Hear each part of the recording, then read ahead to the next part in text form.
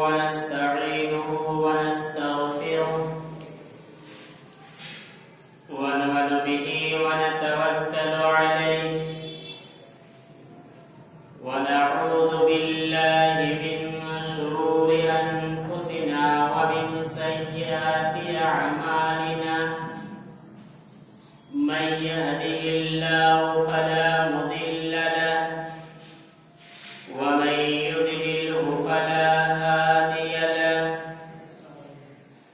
وأشهد أن لا إله إلا الله وحده لا شريك له وأشهد أن محمدا عبده ورسوله أما بعد فإن أصدق الحديث كتاب الله وخير الهدي هدي محمد صلى الله عليه وسلم وشر الأمور محدثاتها وكل محدثة بدعة وكل بدعة ضلالة وكل ضلالة في النار فأعوذ بالله من الشيطان الرجيم بسم الله الرحمن الرحيم يوم يقول لجهنم هل امتلأت وتقول هل من مزيد وأزلفت الجنة للمتقين غير بعيد هذا ما توعدون لكل أواب حفيظ من خشي الرحمن بالغيب وجاء بقلب منيب ادخلوها بسلام ذلك يوم الخلود وقال الله تعالى في موضع آخر إن الذين قالوا ربنا الله ثم استقاموا تتنزل عليهم الملائكة ألا تخافوا ولا تحزنوا وأبشروا بالجنة التي كنتم توعدون وقال النبي صلى الله عليه وسلم قل آمنت بالله ثم استقم رواہ مسلم. تمام قسم کی تعریف و توصیف حمد و ثنا کبریائی و بڑائی بزرگی و برتری اس وحدہ لا شریک خالق کائنات مالک دو جہاں کے رب العالمین کے لیے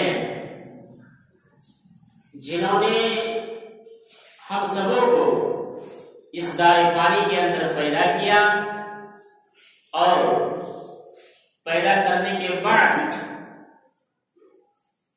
ہمیں ایسے ہی جانوروں کی طرح بھٹکتے ہوئے نہیں چھوڑا بلکہ ہمیں سیدھی راہ دکھلانے کے لیے صراط مستقیم پر گامزن کرنے کے لیے انبیاء کرام کو مبعوث کیے بھیجے. ان میں سے ہمارے آخری نبی امام الانبیاء مکے اور مدینے کے تاجدار جناب محمد رسول اللہ صلی اللہ علیہ وسلم پر درود و سلام کا پھول نچھاور ہو. آمین. اللہم صلی علیہ وبارک علیہ. محترم حاضرین، نوجوانان کرام، عزیزان گرامی، پردہ نشین خواتین اسلام، آج کے اس خطبہ جمعہ میں میرا موضوع سخن ہے استقامت۔ استقامت کتنی بڑی چیز ہے کہ جس بندے کے اندر استقامت آ جائے تو انہی استقامت کے بدلے میں جنت ہے۔ تو آئیے ہم سب سے پہلے یہ سمجھتے ہیں کہ استقامت کہتے کسے ہیں؟ استقامت کیا ہے؟ استقامت کہتے ہیں کہ جب ایمان لے آئے تو ٹس سے مس نہیں ہونا ہے، ہٹتے نہیں، لاکھ پریشانی آئے، مصیبتیں آتی ہیں، تکلیفیں آتی ہیں، جھیلتے رہتی ہیں، اپنے ایمان کی بدولت ان کے دل کے اندر کوئی ڈگمگاتے نہیں اور اپنے ایمان سے ہٹتے رہے، یہ ہے استقامت۔ اچھا، اس کی دلیل کیا ہے کہ ہمیں اسی پر جم کے رہنا ہے؟ سورہ ہود کی 112 نمبر کی آیت ہے، اللہ تبارک و تعالیٰ نے ثابت کیا کہ یہ ہے استقامت۔ فَاسْتَقِمْ كَمَا أُمِرْتَ، جیسا کہ تجھے حکم دیا گیا ہے تو اس پر ثابت قدم رہا۔ تو ہمیں اس آیت سے یہ معلوم ہوا کہ استقامت جس بندے کے اندر آ جائے، یعنی ایمان جس کے اندر آ جائے، تو اپنے ایمان پر ہی ہمیں ثابت قدم رہنا ہے، چاہے جتنی بھی پریشانیاں اور مصیبتیں کیوں نہ آئے، ہمیں ان مصیبتوں کا سامنا کرنا ہوگا اور صبر کے ساتھ اگر ہم کام لے لیتے ہیں تو پھر ہمیں انہی کے بدلے میں جنت ہے۔ اچھا، آئیے دیکھتے ہیں دوسری جگہ اللہ تبارک و تعالیٰ نے حامیم سجدے کے اندر 30 نمبر کی آیت ہے، حامیم سجدے کے اندر اللہ تبارک و تعالیٰ نے صاف طور پر واضح کر دیا ہے کہ استقامت کتنی بڑی چیز ہے۔ ان الذین قالوا ربنا اللہ، میرے جو بندے ایمان لائے اور جنہوں نے کہا اللہ میرا رب ہے، ثم استقاموا، پھر اسی پر ثابت قدم رہے، استقامت والے بن گئے، اللہ تبارک و تعالیٰ ارشاد فرماتا ہے تتنزل علیہم الملائکہ، آسمان سے رحمت کے فرشتے نازل ہوتے ہیں اور ایسے بندوں کے پاس خوشخبری لے کر کے جاتے ہیں، اور جب ان بندوں کی موت کا وقت جب قریب آ جاتا ہے، یہ فرشتے کیا کہتے ہیں؟ اللہ تخافوا، تمہیں خوف کھانے کی کوئی ضرورت نہیں ہے، ولا تحزنوا، تمہیں غمگین ہونے کی کوئی ضرورت نہیں ہے، وَأَبْشِرُوا بِالْجَنَّةِ الَّتِي كُنْتُمْ تُوعَدُونَ، جس چیز کا تمہیں وعدہ کیا گیا ہے تم اسی جنت میں جاؤ گے۔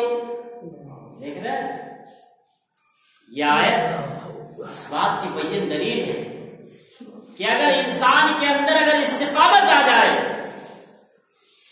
اور جس چیز کا اللہ تبارک و تعالیٰ نے اس آیت میں واضح کیا ہے کہ ان کنتم توعدون، تم اسی جنت میں جاؤ گے، پتہ یہ چلا کہ استقامت سے جنت بھی ملتی ہے۔ تو آج ہمیں یہ جاننا ہے کہ استقامت کے لیے ایمان سے ہٹنا نہیں، ایمان ہے تو استقامت، اور ایمان اگر ڈباڈول ہے، ایمان کے اندر کمی ہے، دل کے اندر کوئی کھوٹ ہے، تو پھر وہ بندے ایمان والے نہیں۔ اس کے لیے مختلف واقعات ہیں صحابہ کرام کی زندگی کے کارنامے جو آج کے خطبہ مسلمہ کے بعد جب میں نے قرآن مجید کی آیتیں آپ کے سامنے تلاوت کی ہے، ان الذین قالوا ربنا اللہ ثم استقاموا، جو لوگ ایمان لایا اور کیا کہا کہ اللہ ہی میرا رب ہے، انشاءاللہ اسی پر پوری باتیں آپ کے سامنے کی جائے گی۔ تو آئیے دیکھتے ہیں صحابہ کی تاریخ کی استقامت اور صحابہ کے اندر اس قدر پھوٹ پھوٹ کر بھرے ہوئے تھے۔ اور آج ہم اپنے نفس کا محاسبہ کریں، آج ہم اپنے ایمان کا جائزہ لیں اور سننے کے بعد یہ فیصلہ کر لے ہر کوئی کہ کیا ہم اس قابل ہیں یا نہیں ہیں۔ فیصلہ آپ کرو۔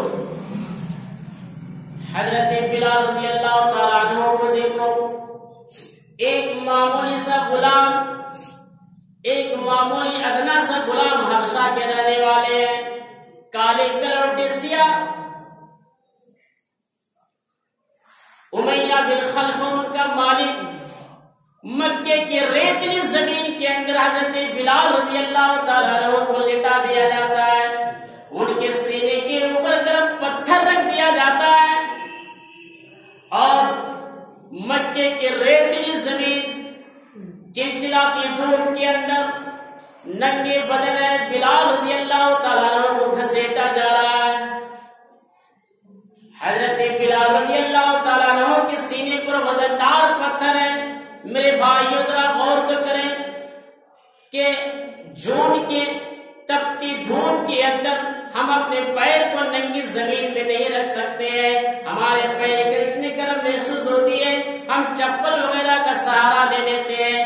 ایک معمولی سی مٹی والی گرم کی دھوپ میں ہماری یہ حالت ہے، لیکن مکے کی ریتلی زمین کے اندر حضرت بلال رضی اللہ تعالیٰ عنہ کے بدن کو ننگا کر دیا گیا، ان کے سینے کے اوپر بھاری چٹان جیسا پتھر کو رکھ دیا گیا اور حضرت بلال رضی اللہ تعالیٰ عنہ کو گھسیٹا جا رہا ہے، ان پر ظلم و ستم کے پہاڑ کو توڑے جا رہے ہیں اور حضرت بلال رضی اللہ تعالیٰ عنہ کو ایک ایک کر کے پٹائی کر رہا ہے۔ کبھی ابو جہل کوڑا مارتا، کبھی ابو لہب کوڑا مارتا، کبھی امیہ بن خلف کی باری آتی اور یہ کہا جا رہا ہے کہ اے بلال اپنے دین سے بدل لو، اے بلال اسلام سے ہٹ جاؤ۔ میرے بھائیوں یہاں غور کرنے کا مقام ہے، اتنی تکلیفیں جھیلنے کے بعد، اتنی پریشانی اور مصیبتوں کا سامنا کر لینے کے بعد حضرت بلال رضی اللہ عنہ کے ان تپتی ہوئی صحراؤں میں ریتلی زمین کے اندر سینے پر بھاری چٹان جیسا پتھر رکھا ہوا ہے اور حضرت بلال رضی اللہ عنہ کی زبان سے جو جملے نکل رہے تھے، جو الفاظ نکل رہے تھے، نوجوانوں تاریخ کی کتاب گواہ ہے کہ بلال کی زبان سے یہ صدائیں بلند ہو رہی تھی، احد احد، اللہ ایک ہے، اللہ ایک ہے۔ یہ ہے استقامت کا، یہ ہے ثم استقم کما امرت، اس طرح کی استقامت ہونی چاہیے۔ یہ ہے ایمان والے۔ کتنی مصیبتیں کیوں نہیں بتائیے، چاہتے تو بدل لیتے، اپنے دین سے ہٹ جاتے، مگر کم بڑی قربانیاں دی ہے۔ آج محاسبہ کرے ہمارا ایمان کیا ہے۔ ذرا سی دنیا میں پریشانیاں آ جائے، مصیبتیں آتی ہے، شادی ہو کر کے 6-7 سال کے اندر اولاد نہ ہو تو مزاروں پہ چلے جاتے، درگاہوں پہ چلے جاتے ہیں، کتنے طرح کے شرک اور کفر کا کام انجام دیتے ہیں، اپنے ایمان کا سودا کر لیتے ہیں۔ میرے بھائیوں ایمان یہ بہت بڑی دولت ہے، اتنی بڑی دولت ہے ایمان۔ آئیے قرآن کریم کی ایک آیت سے واضح کرتے ہیں کتنی بڑی دولت ہے ایمان۔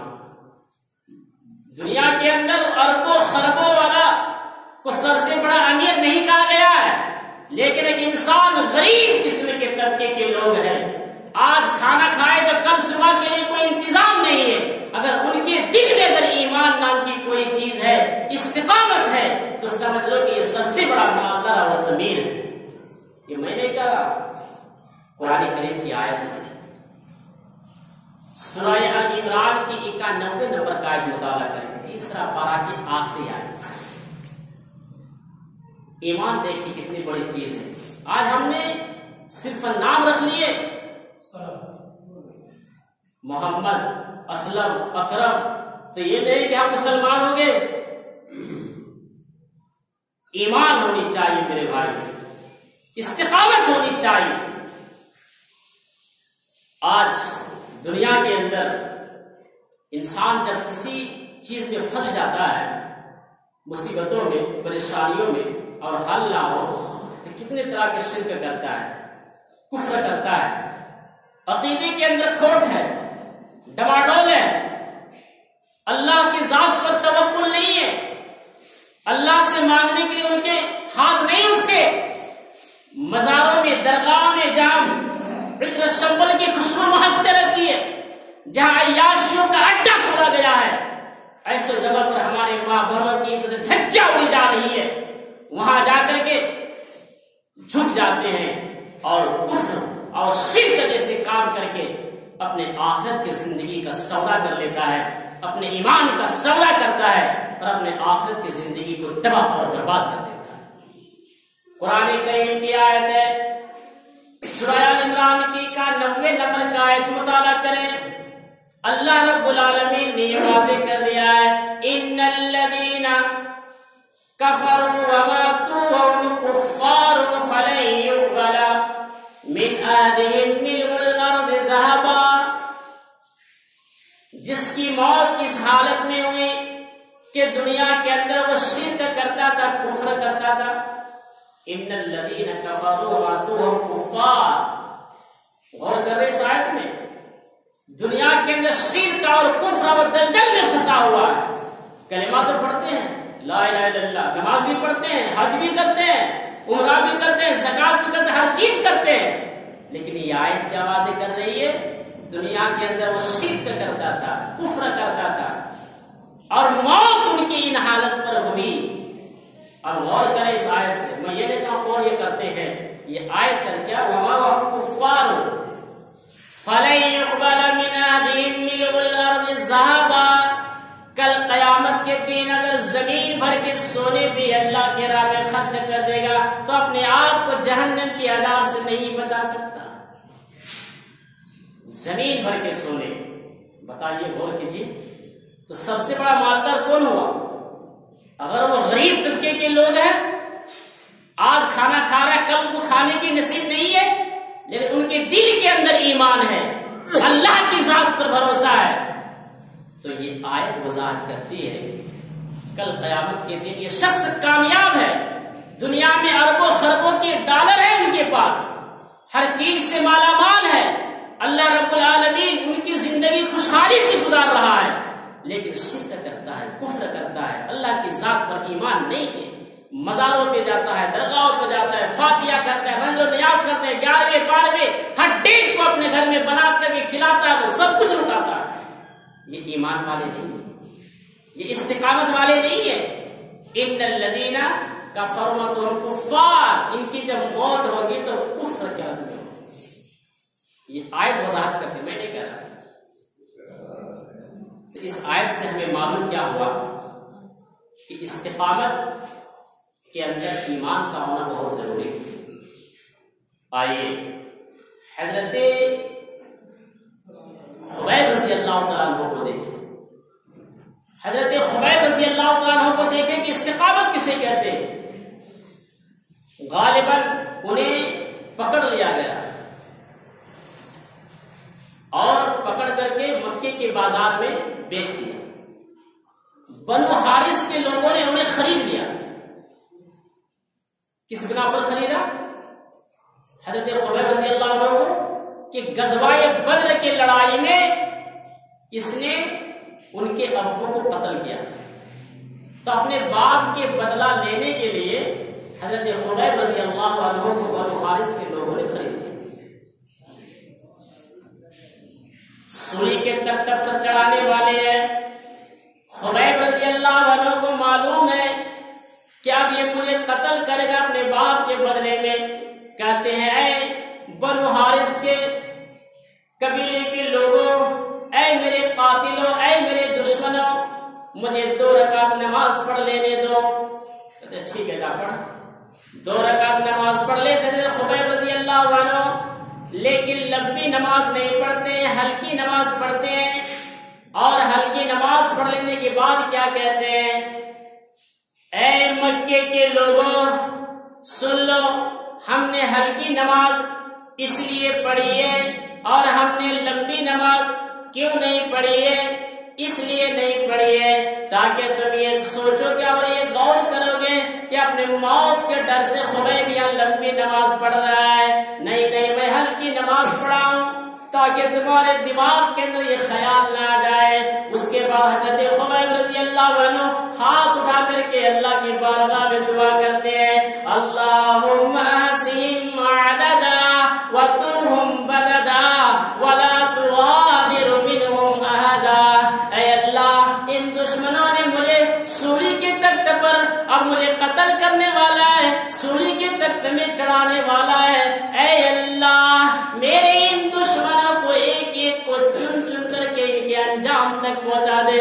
صحیح بخاری کی روایت میں یہ واقعہ منقول ہے میرے بھائیوں۔ حضرت خبیب رضی اللہ تعالیٰ عنہ سولی کے تخت پر چڑھا دیا جاتا ہے، آخری ملحرے پر کیا الفاظ نکالتے ہیں خبیب رضی اللہ عنہ نے، اے لوگوں سن لو، ہم جو یہاں جان دے رہے ہیں، ہمیں جو یہاں قتل کیا جا رہا ہے، اپنے ایمان کی بل پودے پر، اپنے ایمان کی حالت میں، اپنے توحید پر، اللہ کی ذاتی اللہ کے ساتھ رشتے کو جوڑنے کی بنا پر، اگر اللہ نے چاہا تو میرے جسموں کو بھی اللہ تعالیٰ حفاظت کرے گا، برکت دے گا اللہ نے کہا چاہا میرے جسموں کو۔ اور حضرت خبیب رضی اللہ عنہ کو بے درد طریقے سے قتل کر دیا جاتا ہے، مار دیا جاتا ہے۔ یہ ہے میرے بھائیوں استقامت۔ ان الذین قالوا ربنا اللہ ثم استقاموا، کہ جو لوگ ایمان لائے اور ایمان لانے کے بعد کہتے کہ اللہ ہی میرا پروردگار ہے، استقامت کی۔ آئیے حضرت عمار کو دیکھتے ہیں، کتنے ظلم نہیں کیا گیا، کتنے پریشانی نہیں ہوئی۔ حضرت عمار یاسیر ہر تکلیف کو سہنے کے بعد اللہ کے نبی صلی اللہ علیہ وسلم اپنے آنکھوں سے یہ منظر کو دیکھ رہے ہیں، لیکن اللہ کے نبی بے بس ہیں، مجبور ہیں، کیا کریں؟ کافروں کی تعداد بڑی ہے لیکن مجبور ہے۔ آپ تلقین کر رہے ہیں، حدیث کی الفاظ ہے، صبرن یا آل یاسیر ان موعدکم الجنہ، اے یاسیر کے گھرانے والوں صبر کرو صبر کرو، اللہ تبارک و تعالی جنت میں ملاقات کرائے گی۔ حضرت سمیہ کی تاریخ اٹھا کے دیکھ، کتنے بے دردانہ انداز سے قتل کیا گیا، لیکن اللہ کے نبی کہتے ہیں اے یاسیر کے گھرانے والوں، ہر فرد کے لوگ تو ایک ایک کر کے جنت میں جائے گا، لیکن تمہارے پورے کی پورے خاندان، پورے کے پورے محلے ایک ساتھ جنت میں جائے۔ کیوں کہا یہ خوشخبری؟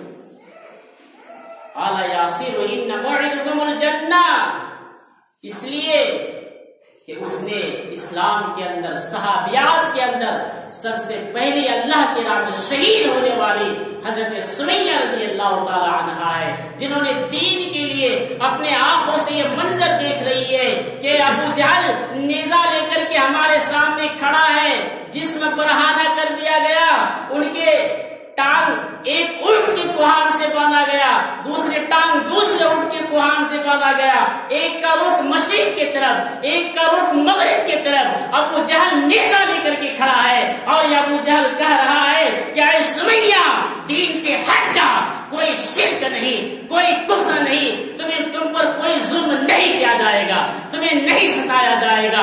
سمیہ کہتی ہے اے نادان جو جنت کو دیکھ رہی ہے، کیا اپنے جنت کو دیکھتے ہوئے اپنے دین سے ہٹنا چاہے گا؟ تجھے جو کرنا ہے کر لے، تاریخ کی کتاب گواہ ہے۔ ابو جہل نے نیزہ کو اٹھایا اور سمیہ کے شرمگاہ پر مارا اور اونٹ کو بھگایا، ایک مشرق کی طرف